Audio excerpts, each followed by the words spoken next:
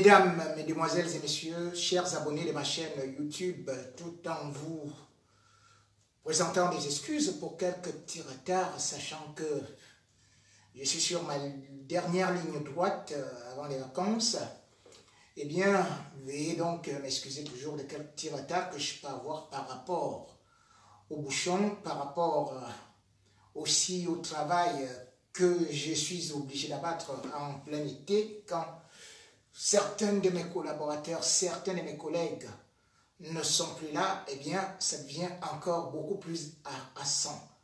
Mais néanmoins, content parce que vous êtes là, même si la tenue, moi, que j'aborde, n'a rien à voir avec l'extrême joie, certains ayant bien sûr beaucoup de joie, par contre, par rapport à certains événements. Je salue ceux qui sont connectés sur TikTok, et aussi ceux qui sont sur la page Rémi Ngonon, les plus beaux proverbes d'Afrique, sans pour autant oublier Rémi Ngonon Fan, et bien sûr la page JP et Rémi Ngonon, et j'espère que vous ferez un important travail afin que cela ne puisse pas s'interrompre aujourd'hui. Eh bien, aujourd'hui, on va parler beaucoup plus politique internationale parce qu'il faut savoir que tout ne se joue pas que dans un village, dans un pays, mais tout se joue dans des blocs aujourd'hui parce que le monde est devenu un grand village. D'autant plus que ce qui se passe en Afrique, dans un pays voisin, a des répercussions non seulement dans la sous-région, mais presque dans tout le continent, parce que généralement, les mêmes maladies, les mêmes causes aussi produisent les mêmes effets. Eh bien, nous allons donc partir, avant de revenir peut-être avec les histoires de résurrection, les histoires de cadavres dans les congélateurs. On va d'abord ouvrir aujourd'hui l'avant-goût des dossiers noirs du samedi soir par ce qui fait, bien sûr, notre objectif aujourd'hui. Mais en attendant, vous m'attendez une seconde.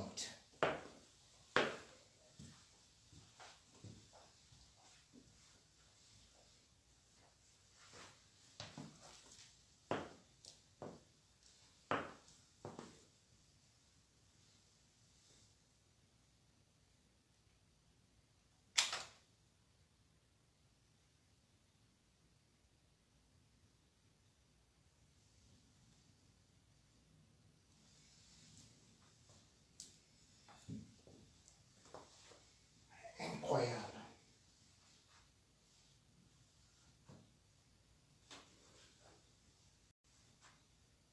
Bon, c'est une information que je ne peux pas avoir le temps de vérifier.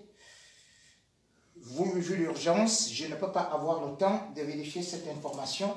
Donc, je dois faire selon les programmes parce qu'en journalisme, nous, on ne fait pas du Congo. Ça, on ne donne que des informations avec des preuves. À la dernière seconde, quand on me lance comme ça, je ne peux pas courir le risque. Allez, j'ouvre donc les tiroirs.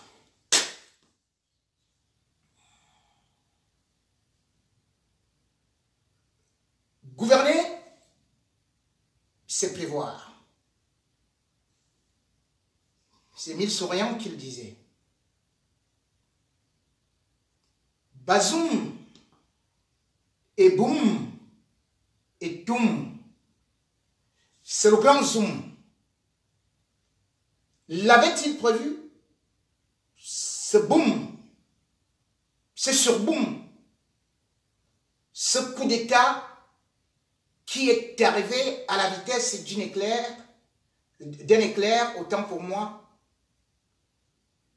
sauf peut-être les prophètes et les prophétesses du Cameroun qui savent voir la mort des artistes ou encore des influenceurs qui prédisent tout, qui lisent dans les astres ou encore qui peuvent être des prophètes de Malachie, pouvaient bien voir ce coup d'État.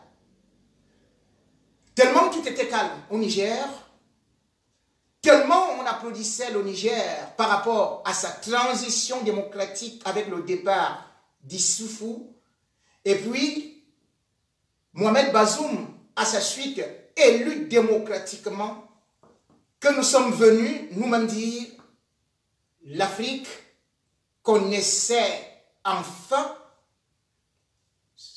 la démocratie.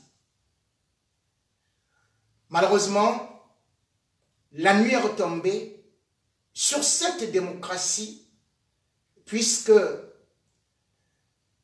comme le disait René Dumont, l'Afrique noire est mal partie. Mal partie, mais on applaudit. Tout le monde est content. Oui, vive les coups d'État. Vive l'opium de la France qu'on a renversé. Vive le mauvais président qui est parti. Vive le dernier maillon du colonialisme. Vive tel, vive tel. Bien. Sauf que j'ai essayé de répertorier les coups d'État en Afrique. Et j'ai regardé le monde entier. Depuis que les coups d'État existent en Afrique, et depuis que les pays africains font les coups d'État en Afrique, ils ne se sont pas développés. Les Africains d'ailleurs étaient très inquiets lorsque le patron de Wagner, lui aussi a voulu faire un coup d'État à Poutine.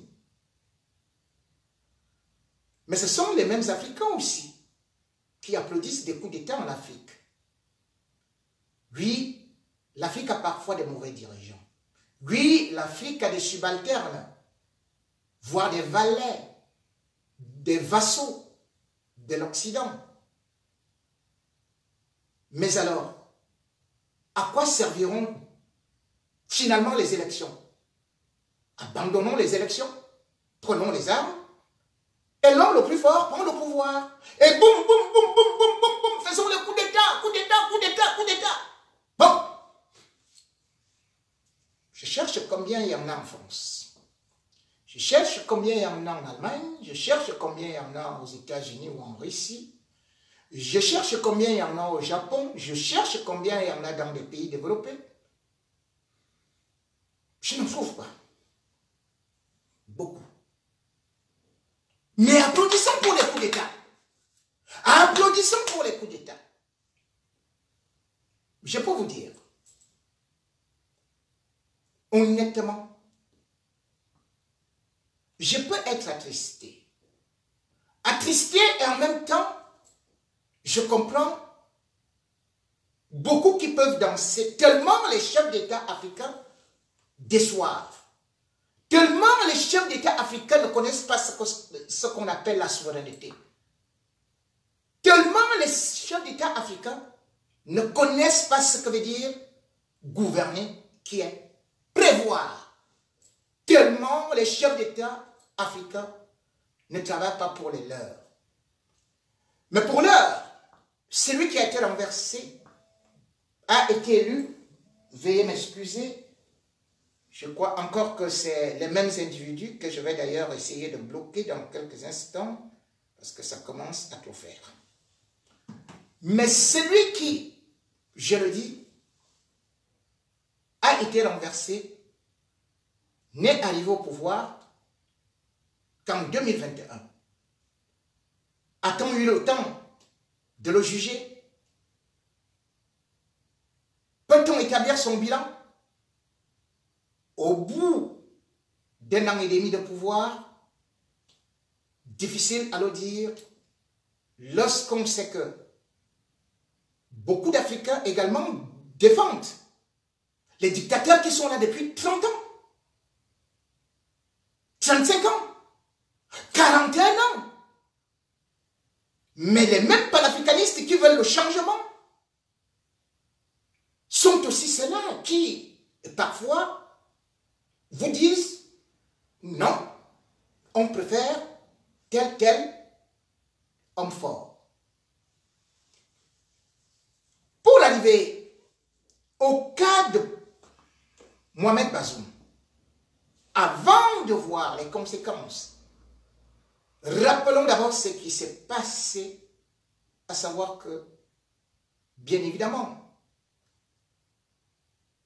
il ne pouvait pas imaginer, mardi, que c'était sa dernière journée. Ou peut-être sa dernière journée, puisque officiellement, à l'instant où je vous parle, il n'a pas encore signé officiellement sa démission.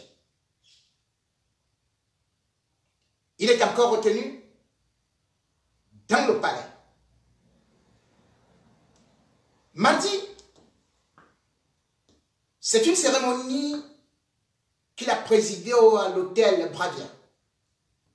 Tout souriant, avec un bonnet rouge, il était en train de parler plutôt d'un plan de développement, de réhabilitation des routes du Niger, selon le plan de stratégie allant de 2022 à 2025 et 2026. Vous voyez jusqu'où il voyait qu'il peut encore rester au pouvoir. Oui, il était là avec le président de l'Assemblée nationale, avec le Premier ministre, et il parlait du développement du Niger. Et d'ailleurs, tout souriant, il a même eu des échanges avec la presse. Et quand la soirée arrivait, il ne savait pas que ceux qui étaient au garde-à-vous devant lui, qui lui disaient oui chef, qui lui jurait honneur, fidélité, loyauté jusqu'à l'éternité, que cela était en train de fomenter un coup pour le renverser.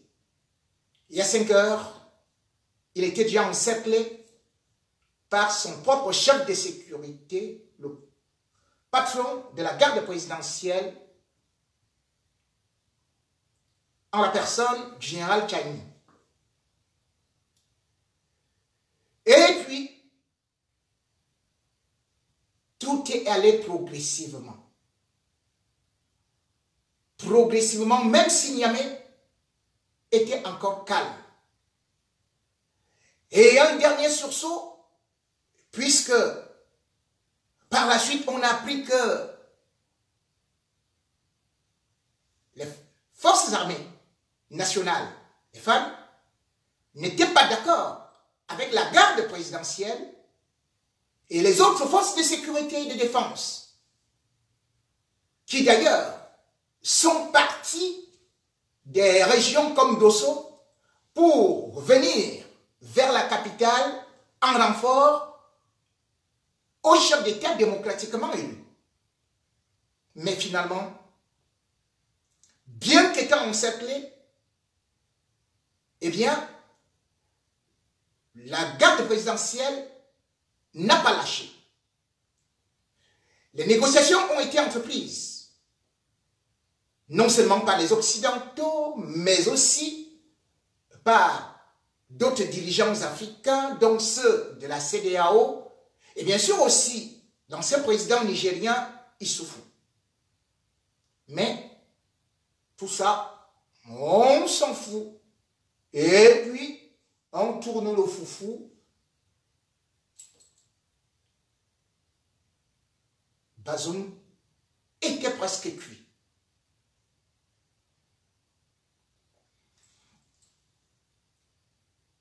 Tard dans la soirée, de mercredi, aux alentours de 22h45, c'est la télévision nationale, encerclée déjà par les forces de défense ou alors les mutins, qui va faire encore un autre ballet, un tango à reculons.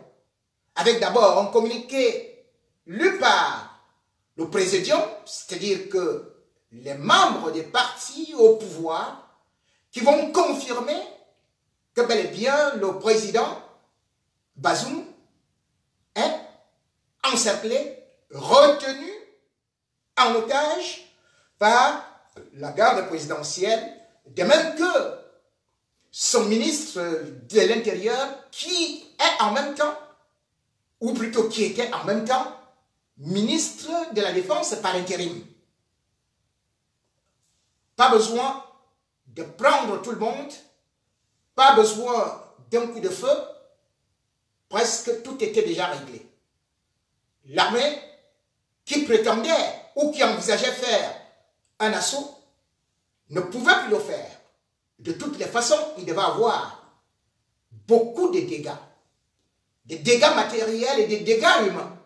Dans la mesure où, à l'intérieur du palais présidentiel, loge justement la garde présidentielle.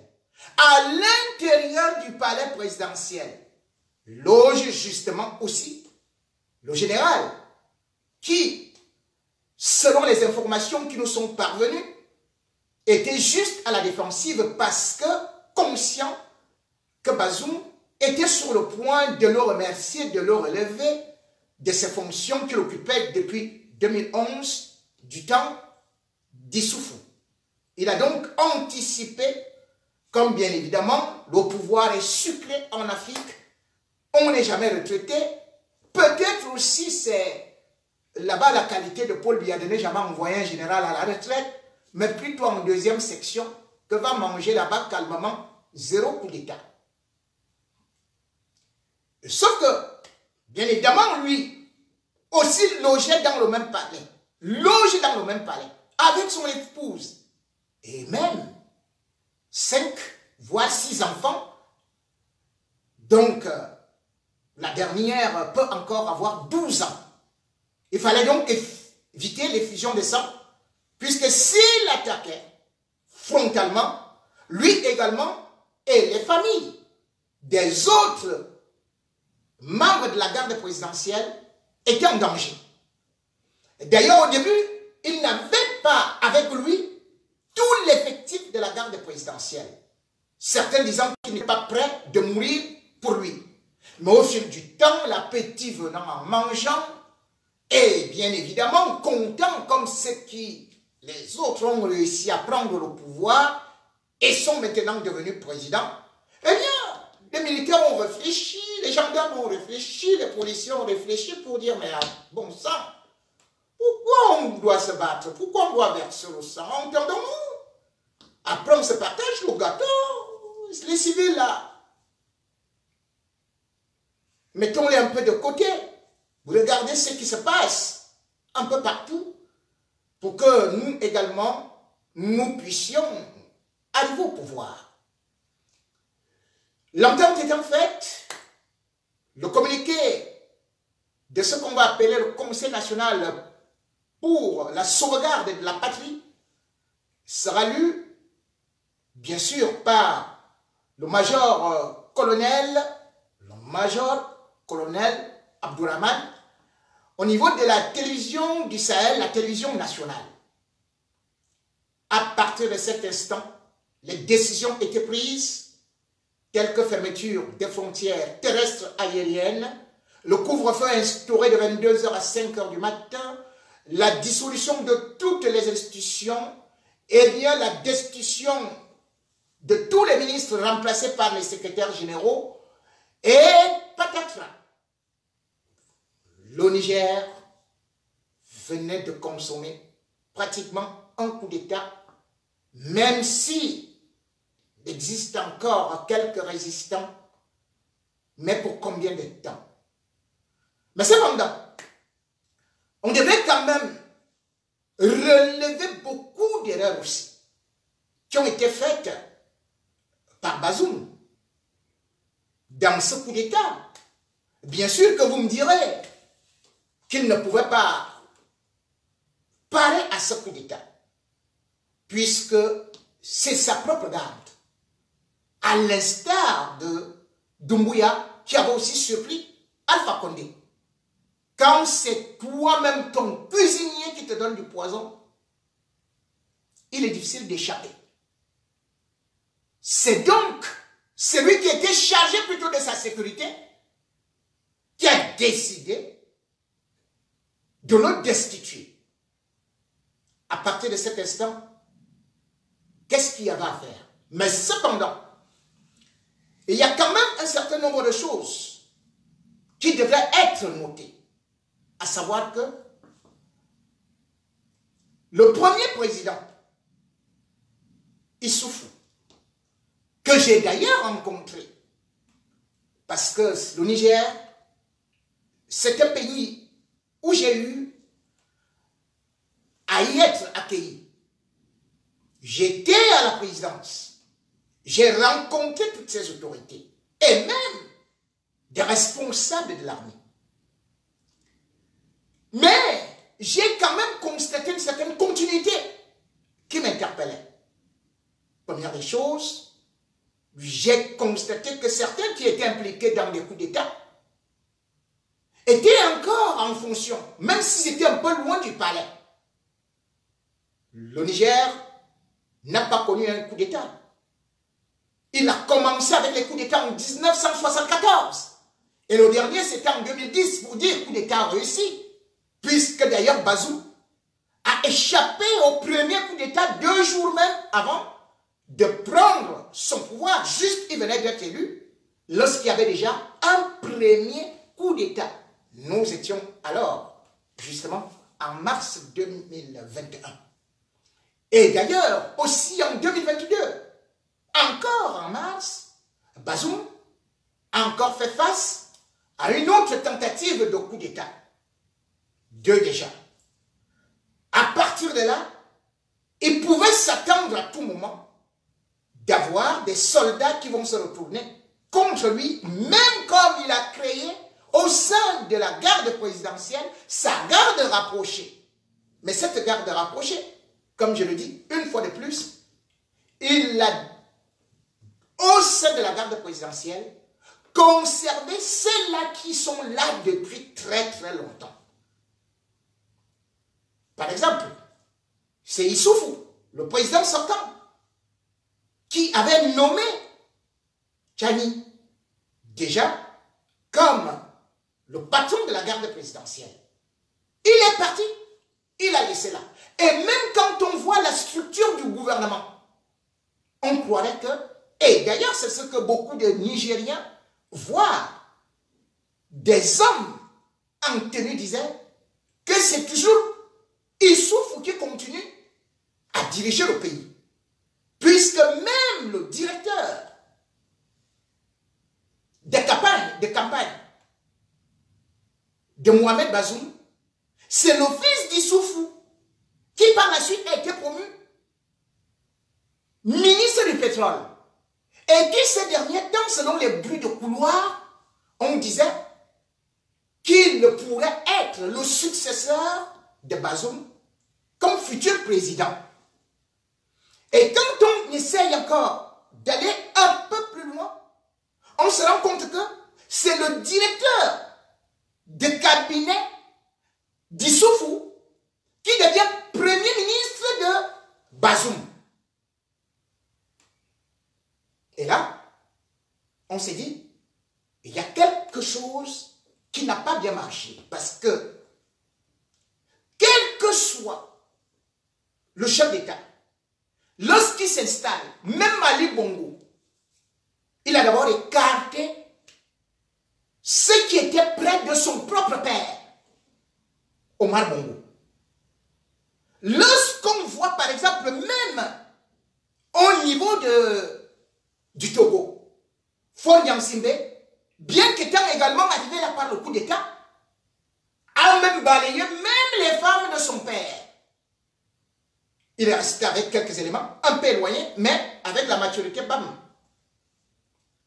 Quand on essaye de voir donc, même Biya, au Cameroun, on se rend compte que lui, il a même créé, après le coup d'État, c'est là où il va dissoudre la garde présidentielle, et puis va chercher à créer ce qui est devenu aujourd'hui le BIR, ou encore une autre sécurité beaucoup plus forte autour de lui, avec des hommes de confiance. Ceci parce que les relations que je peux avoir avec X ne peut pas avoir les mêmes relations avec Y. Mais peut-être que Bazoum a cru que en politique, il y avait la loi de la commutativité et la loi de l'associativité. Lui qui était syndicaliste et qui malheureusement n'avez pas compris que ce que je dis souvent, que tu apprends, tu soignes l'impuissance sexuelle à quelqu'un qui n'est pas comme ça, sache que son premier test, c'est sur ta femme. Passons. Justement, il a été séquestré avec sa femme. Bazoum. Et aussi avec son fils de 22 ans. Dans une petite pièce. Ça peut faire mal pour ces jeunes étudiants qui se retrouvent dans une situation très très grave alors que ils croyaient juste que c'était un jeu de billes. Mais comprend aujourd'hui la détresse de son père et de sa mère. C'est difficile pour sa fille qui est maintenant à Paris et qui ne sait plus à quel sens se vouer.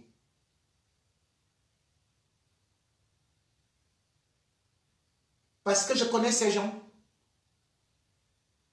Parce que je connais le palais.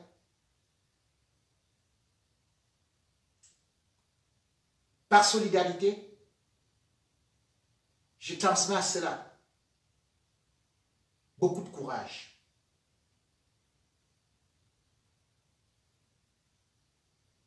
Je ne suis pas un ingrat.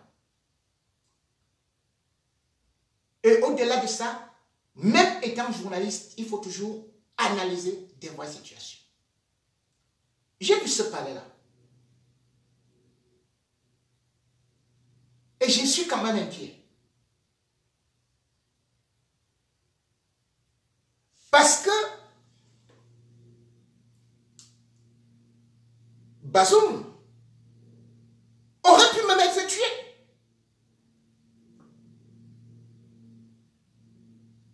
Tellement il y a la fragilité de ces vieux bâtiments qui datent de plus de 60 ans.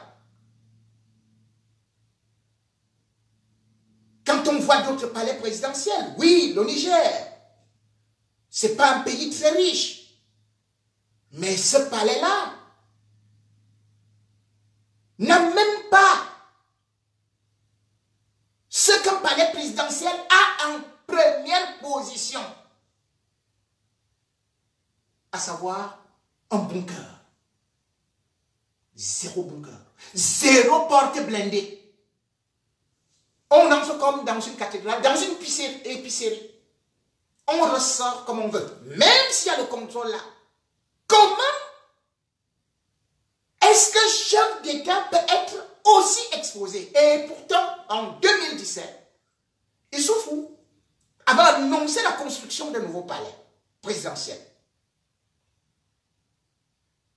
On a annoncé qu'il y avait des architectes qui venaient du Maghreb, qui venaient de ceci et cela.